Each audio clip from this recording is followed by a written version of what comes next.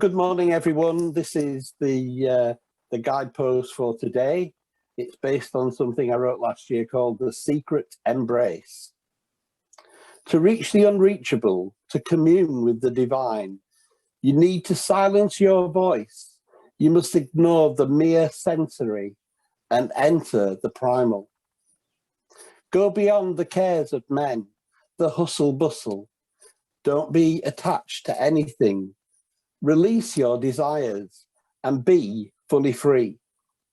When you enter the highest state of being, you will be in the dearest place in people's hearts, and you will be embraced by all that is. That's the secret embrace. Now, before you think, that's very profound, Andrew, I never knew you were so profound as that. That is based on the 46th verse of the Tao Te Ching. So this is, the Tao Te Ching is wisdom from 2,600 years ago. So I used to think at Bible school, it's been around 2,000 years, this Bible book, and I'm studying it, and the wisdom's so ancient, it's been proved down the years. This is even older than the New Testament, this. 2,600 years ago, Lao Tzu, which actually, they don't know if there was an actual person called Lao Tzu. It just means old man, a bit like me, really. He wrote down 81 verses of the Tao Te Ching, and it's kind of like how to live your life in a way that is really focused on the inner life rather than the outer life. And there is an awful lot of wisdom there. I even hear some of the teachings of Jesus. They sound like the Tao Te Ching, so it makes you wonder whether Jesus had actually read it, or whether he'd spoken to somebody who'd read it. But anyway, sorry if that's not true, JC. I didn't mean to insult your incarnation of God. But the secret embrace, what do people want more than anything? If you believe what I believe, that we came from the oneness and that we're going back to the oneness, we were nowhere, we're now here, and then we're going back to nowhere again. This consciousness that we have in this human form, we miss more than anything the embrace of belonging. We're like that baby who comes out of the womb crying. I used to be part of this oneness. Now I've been living inside my mum's body, and it was nice and warm in there, but now I'm completely alone. Really, you're going to send me out? There's no wonder the baby cries. It's cold. It's not what I want to be in. I want to be in the warmth, and I want to be embraced. And then they wrap the baby up, don't they? And it's really tightly packed, and then they give it to mum, and she holds it, and the baby feels its mother's skin, and it isn't quite all right, but it's better than being out in the world on my own, having my backside slapped and crying. It's far better than that, having that comfort. We all want to be embraced. We all need that. And this wisdom from the Tao Te Ching is saying you can actually have that anytime you want it. So what I'm going to do is I'm going to read a verse at a time and then comment. So, to reach the unreachable, to commune with the divine, you need to silence your voice.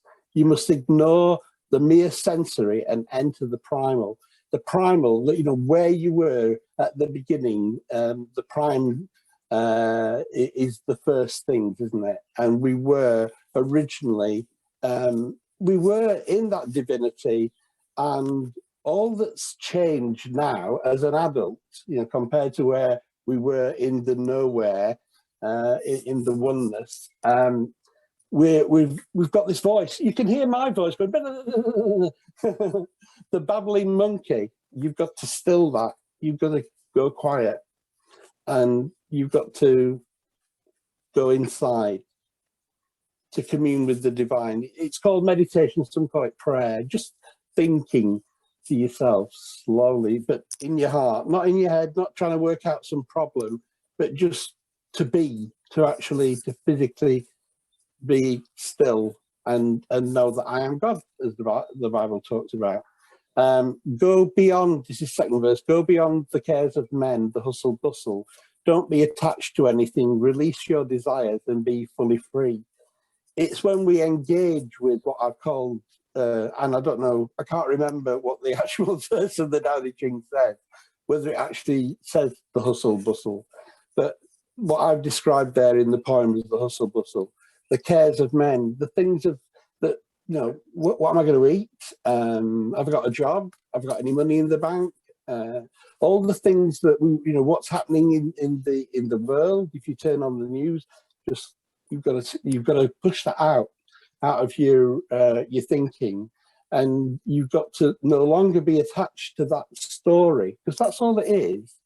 And whatever your desires are, they've got to be just put down to one side to be fully free. You can't be free of all that stuff that's going off, that stuff that's clouding your mind, if you don't drop all that worry and concern and anxiety. And then the third verse is what you enter, the highest state. When you enter the highest state of being, you will be in the dearest place in people's hearts, and you will be embraced by all that is. That's the secret embrace. So it's saying that if you're willing to let all that other background noise go, that when you speak, you'll speak out of that highest state of being. And when anyone speaks out of the highest state of being, that's what you'll attract people to you, the right kind of people, and they'll say, you know what, Andrew, you're just so full of love. That's what I've heard anyway. and you get a place then in people's hearts. You find that they actually want to be with you. They want to spend time with you. But it's more than that. It's not just about having people being gathered to you. It's the actual, the full consciousness of being, what some might call God, the force, if you're a Star Wars fan. The energy of creation comes and puts its arms around you and holds you tight. Like I said, it's huge wisdom. It's not mine. It's from 2,600 years ago, but it is something that people say, what's the secret to your life? You know, how come you're so happy all the time? Well, I'm not. I have down days and down moments like everybody else, but this is how to get back to that place where you are embraced, where you feel that you belong, that you feel like you're at home. And the way is it's a place where I've found people who are like that towards me. But before, I did feel alone, and people have said things, my family and my friends, you're weird. And they don't quite get me. They don't quite understand me the way that I am. But I've always been able to go to that secret place, to that secret embrace. So I'm going to shut up now. Before I read my poem again, I would like Catherine to have a few words, because you've been sat there very patiently listening to what I had to say. Thanks, Andrew. It's beautiful. Yeah, I didn't really, when you were speaking, I was like, sort of, you've said it all. It's all perfect. What can I add to that? I was like, sort of, yeah, I get it. I'm there. I feel like I'm being wrapped in the love now. It's just perfect. Night before yesterday, I had a dip, and Karen and I often, we talk when either of us is feeling, and now like sort of you're in the fold as well, and other people are. But in the past, Karen and I have spoken when one of us feeling a little bit down or whatever, and that's what you just described is. I see it as like the energetic of being wrapped in the wings of the wave. It's like not just of the way, it's of the person, of the energy, of the Lord, of the God, or whatever source, whatever it means to you as a person. But it's just, that's what it is. It's just going within. I dropped into mind, and it was reflected on an old wound, something that happened to me when I was 2 years old, and I still have that memory from being two. And it's a memory of a sense of injustice, and that I've carried that all my life. So when I feel that something or someone, and it came to me from, for a reason, it was something and nothing, something that somebody had sent to me, and I read it, and I felt the sense of injustice because it wasn't true. It wasn't my truth anyway. It wasn't true for me, and I stepped into the story, and I was like, oh, but I recognised they did me a huge favour, because I recognised what was playing out was this program that I've carried all my life. And in order to let it go, I had to see it first. And once you see it, you shine a light on it, you recognise what's playing. And then I'm not saying it's easy, but it gets easier. It's easier to let it go and to actually come back, to go within, like you were saying, to go within and realise that that's just the projection of the story from an outside point of view. When you go within and you find that love,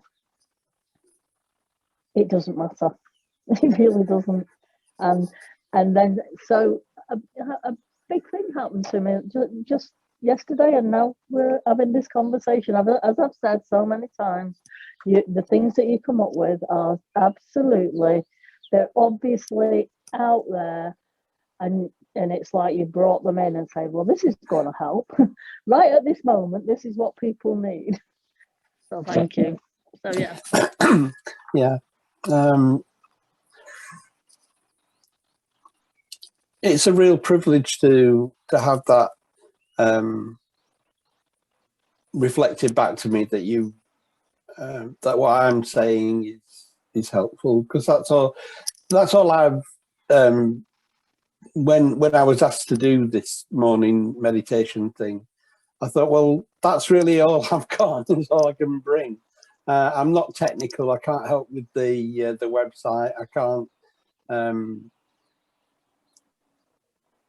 I can't do much at all, really. But I can inspire people, and I can show love. I can help people see possible ways. I think today, more than any other day, that what I've had to say, it hits the nail on the head. It's like, by all means, watch back the ones before this. But I think this has nailed it. This is actually the kernel, the primal part of what I'm trying to impart with each of these morning meditations, poems, whatever you call them, guideposts. So I'm going to read the poem one more time. This is The Secret Embrace. To reach the unreachable, to commune with the divine, you need to silence your voice. You must ignore the mere sensory and enter the primal. Go beyond the cares of men, the hustle bustle. Don't be attached to anything. Release your desires and be fully free. When you enter the highest state of being, you will be in the dearest place, in people's hearts, and you will be embraced by all that is. That's the secret embrace. Namaste.